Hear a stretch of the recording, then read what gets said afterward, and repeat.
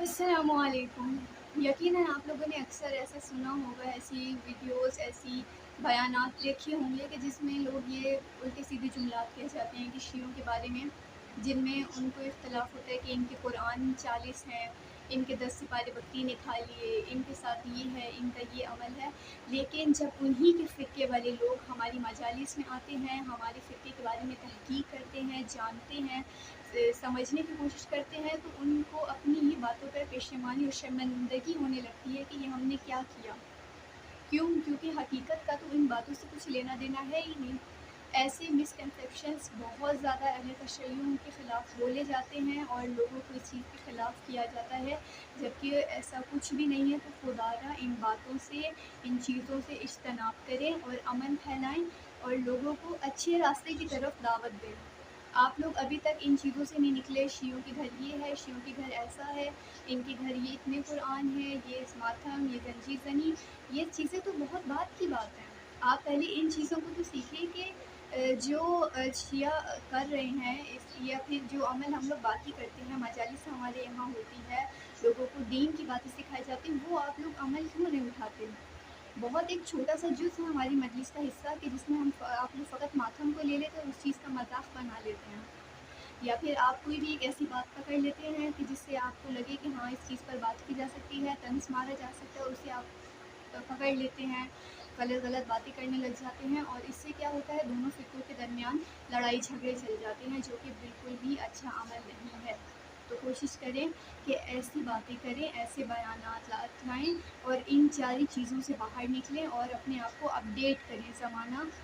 بہت ہی آگے جا رہا ہے، پڑھائی لکھائی کی طرف توجہ کریں اور ان باتوں سے اجتناب کریں، کیونکہ جب تک ہم ان چیزوں میں لگے رہیں گے کہ یہ سنی ہے، یہ شیعہ ہے، یہ دوسرا ہے، یہ ہے، تو ہم کبھی بھی آگے نہیں بڑھ سکتے۔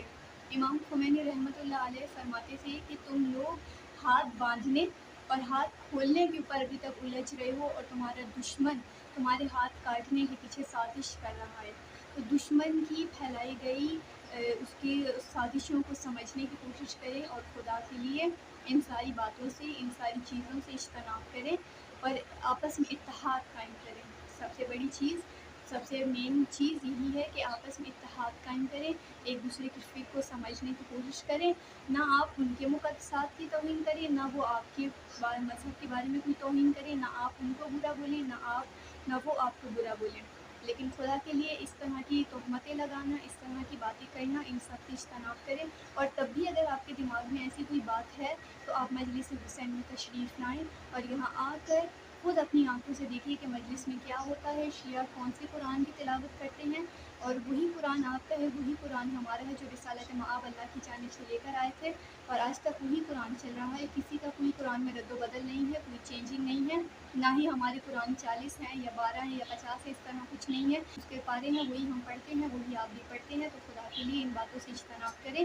اور اگر آپ کا تب بھی کوئی ایسا بات ہے کہ جس میں آپ کو لگتا ہے کہ یہ چیز غلط ہے، تو آپ خود یہاں آئیں، اپنی آنکھوں سے دیکھیں، کیونکہ جب آپ دیکھیں گے، آپ سنیں گے، آپ سمجھیں گے، تو آپ کے دماغوں سے الٹی سیدھی باتیں نکلیں گی اور آپ حق کو جان سکیں گے، دیکھ سکیں گے، اور آپ کو سمجھ آئے گا کہ آپ کے دماغوں میں جو باتیں ڈالی گئی ہیں وہ کتنی جھوٹی تھیں،